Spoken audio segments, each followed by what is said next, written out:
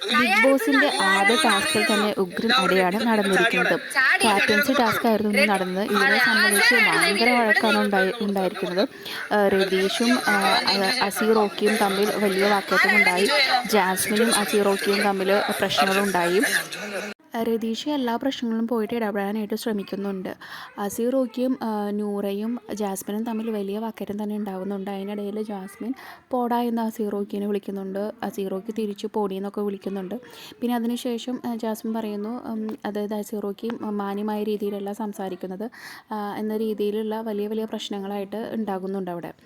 ഇതിൽ അസീറോക്കിനെ മാത്രം പ്രശ്നം പറയാനായിട്ട് പറ്റില്ല. കാരണം എന്ന് പറഞ്ഞ് രണ്ടുപേരും അങ്ങോട്ടും ഇങ്ങോട്ടും നല്ല രീതിയിൽ പോടാ പോടിയെന്നു അങ്ങനെ ആ രീതിയിൽ നല്ലോണം വഴക്ക് വിളിച്ചിട്ടുണ്ട്. അപ്പോൾ മറ്റുള്ളവർ പോയിട്ട് അസീറോക്കിയോട് പറയുന്നുണ്ട്, നിൻ്റെ ഭാഗത്ത് നിന്ന് എന്തെങ്കിലും തെറ്റുണ്ടായിട്ടുണ്ടെങ്കിൽ അത് സോറി പറഞ്ഞോളൂ, ജാസ്മിൻ്റെ നൂറയുടെ അടുത്ത് പോയിട്ട് സോറി പറഞ്ഞോളൂ എന്ന് അസിയോട് പറയുന്നുണ്ട്. അപ്പോൾ അസി പറയുന്നു, ഞാനൊന്ന് ആലോചിച്ചതിന് ശേഷം പോയിട്ട് പറയാമെന്നാണ് പറയുന്നത്.